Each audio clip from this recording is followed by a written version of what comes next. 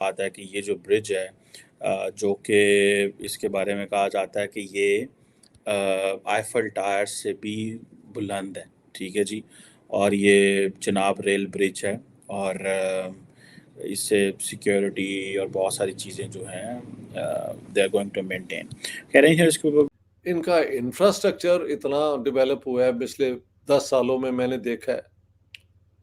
और industrial development तो इतनी है कि मेरे ख्याल से इस वक्त इंडिया की जो मिडिल क्लास है ना, जिसकी बाइंग पावर, कारें भी रखी हुई हैं, घर में एयर कंडीशनर भी है, सारा कुछ है, वो एनीवेयर अराउंड फीसद इंडिया की एनुअल एप्पल प्रोडक्शन जो कि कहा जा रहा है कि तकरीबन 2 मिलियन टन के करीब है। ठीक है जी। और ऑलमोस्ट 1.3 बिलियन डॉलर का है।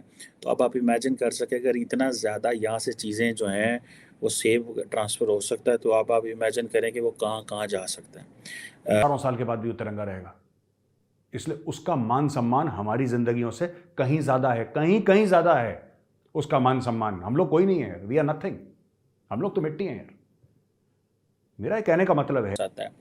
अब ये कहा जा रहा है कि ये जो ब्रिज है ये इंडियन फौज का एक मेजर स्ट्रेटेजिक एडवांटेज है उनको। ठीक है जी।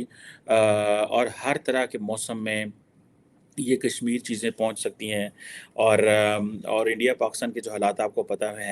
ये जो चीनी थे इनको समझना चाहिए ये कभी नहीं बदलेंगे। और अमेरिकन इंटेलिजेंस को मुझे एक चीज समझ नहीं आती सर, ये चाइना में बहुत कॉमन नोशन है। If you are a Chinese citizen you are always outpost of Chinese intelligence. आपका पासपोर्ट कोई भी हो, चाइना में ना जन्मभूमि है ना कर्म भूमि है ना लॉयल्टी है। ये सब कॉन्सेप्ट सनातनियों के, ये सब भारत के हैं। वजह से तकरीबन 3 घंटे में ये सफ़र हो सकता है। और आपको पता है जंगों में जो चीज़ इम्पोर्टेंट होती है वो लॉजिस्टिक्स होती है कि सामान कैसे पहुंचेगा, एमुनेशन कैसे जाएगा, फौजी कैसे जाएंगे। जय हिंद दोस्तों, वेलकम टू नव इंडिया न्यूज। दोस्तों, जम्मू कश्मीर में भारत दुनिया का सबसे ऊंचा ब्रिज बनाने जा रहा है। ये लगभग बनकर तैयार भी हो चुका है। दरअसल दोस्तों, जम्मू कश्मीर में बने चिनाब ब्रिज की लंबाई 1315 मीटर है और इसका निर्माण लागत लगभग 1400 करोड़ रुपए है। खास बात यह है कि पुल 260 किलोमीटर प्रति घंटे की रफ्तार से चलने वाली हवा को झेलने में भी सक्षम है। इसके लिए टेस्ट किए जा चुके हैं और इसकी उम्र लगभग 120 साल होगी। दोस्तों, इस खबर के आने के बाद से पाकिस्तान मीडिया को यह लग रहा है कि भारत ने इतना बड़ा ब्रिज बनाने के बाद अब आने वाले समय में भारतीय सेना को लॉजिस्टिक में कोई भी परेशानी नहीं होगी, क्योंकि जम्मू कश्मीर में दरअसल बर्फबारी के बाद काफी बार रास्ते बंद हो जाते हैं। लेकिन इस ब्रिज की वजह से अब पाकिस्तान और चाइना की खेल नहीं। आइए देखते हैं वीडियो। बात है कि ये जो ब्रिज है जो कि इसके बारे में कहा जाता है कि ये आईफल टावर से भी बुलंद है। ठीक है जी। और ये चिनाब रेल ब्रिज है। और इससे सिक्योरिटी और बहुत सारी चीज़ें जो हैं they are going to maintain. कह रहे हैं इसके ऊपर डिटेल में बात करते हैं।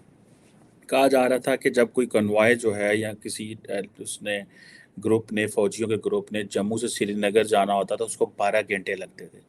लॉजिस्टिक कन्वॉय एक्सेट्रा 12 से 16 घंटे भी लग जाते थे। लेकिन अब इस ब्रिज की वजह से तकरीबन 3 घंटे में ये सफ़र हो सकता है। और आपको पता है जंगों में जो चीज़ इम्पोर्टेंट होती है वो लॉजिस्टिक्स होती है कि सामान कैसे पहुंचेगा, एमुनेशन कैसे जाएगा, फौजी कैसे जाएंगे। अगर आपको याद हो कि अफ़गानिस्तान में जब अमेरिका नेटो या अमेरिका या उसके तहत सामान पहुंचाना चाहते थे अपने फ़ौजियों को तो कहाँ से पहुंचवाएं। तो फिर वो कराची आता था, कराची से फिर दैन वो पाकिस्तान से होते हुए वो सारा नेटो के ट्रक जो हैं वो अफ़गानिस्तान जाते थे बिकॉज अफ़गानिस्तान लैंडलॉक कंट्री था। यही वजह है कि कश्मीर जो है उसको नरेंद्र मोदी जो है और इंडियन गवर्नमेंट ने इसको लिंक कर रहे हैं, कनेक्ट कर रहे हैं दुनिया के साथ और अपने इलाके के साथ वो कनेक्ट कर रहे हैं। ये वो चीज़ें ज़ाहिर बात है जिससे कश्मीरी जो हैं वो इम्प्रेस होंगे अगर वहाँ पे इंफ्रास्ट्रक्चर जाता है, पैसा जाता है, कारोबार जाता है, बिजनेस जाता है। अब ये कहा जा रहा है कि ये जो ब्रिज है ये इंडियन फौज का एक मेजर स्ट्रेटेजिक एडवांटेज है उनको। ठीक है जी। और हर तरह के मौसम में ये कश्मीर चीज़ें पहुंच सकती हैं। और इंडिया पाकिस्तान के जो हालात आपको पता है ही हैं, वो किस तरह के हैं। सो ये जो क्वेश्चन था कि जी ये 15 साल ऑलमोस्ट इसको लग गए, कुछ अरसा रह गया, ये इसका इफ्तिताह हो जाएगा। और ये एक वो इंफ्रास्ट्रक्चर अपग्रेड है जो कश्मीर को इंटीग्रेट करेगा, बिकॉज़ कश्मीर लार्जली आपको पता है डिस्प्यूटेड था, आइसोलेटेड था, अभी भी खैर डिस्प्यूटेड है एंड आइसोलेटेड है बहुत हद तक। लेकिन फिर भी लेकिन इंडिया की डिफेंस कोऑपरेशन, इंडिया की जो डिफेंस है उसको बहुत ज़्यादा इससे वो मिलेगी। अब ये चीज़ जो है वो समझ लें कि कहा जा रहा है कि ये जनवरी 2024 में ये खुल जाएगा, और कश्मीरियों को बड़ा फ़ायदा होगा। से है इंडिया में तरक्की जो है वो ऑल राउंड है। इतना किताबों के पढ़ने का रिवाज, हर घर में 5-5 मैंने अखबार देखे आते हुए। पाकिस्तान में तो अखबार का आना बिल्कुल एक किसी ज़माने की बात हो गई है। महल पता नहीं कौन से अखबार अब छपते भी हैं। लेकिन इंडिया में महाराष्ट्र के अंदर 5-5 अखबार हर रोज़ आते हैं। जब मैं पंजाब में था वहाँ पे आते थे, दिल्ली में था, हर जगह पे सुबह जैसे हमारे रिवाज था ना, लेकिन एक अखबार नहीं, 4-4 5-5 अखबार आते हैं और लोग पढ़ते हैं। घर के घर में किताबें हैं। मेरी किताबें लोगों ने खरीद के पढ़ी भी हुई हैं। माशाल्लाह पाकिस्तान में बहुत कम आपको लोग मिलेंगे जो किताब खरीदते हैं और पढ़ते हैं। तो फिर इनकी जो जवाहरलाल नेहरू जो थे प्राइम मिनिस्टर और अबुल कलाम आज़ाद जो पहले एजुकेशन मिनिस्टर थे, इन दोनों की सोच के मुताबिक इन्होंने हायर वो क्या कहते हैं एजुकेशन की जो इंस्टीट्यूशंस बनाई, आईटी और ये जो हैं वो अब मल्टीप्लाई हो के पता नहीं 36 या उससे ज़्यादा भी हो गई हैं।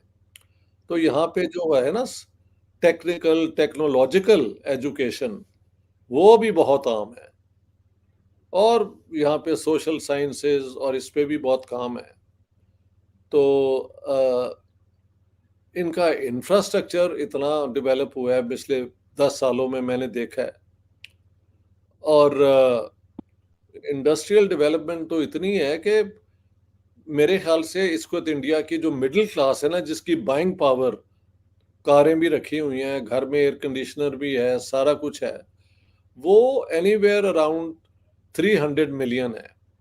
तो अगर आप यूरोप की मिडिल क्लासेस को, जिनके पास पैसा होता है, वहाँ पे तो खैर कोई ऐसा गरीब नहीं होता, लेकिन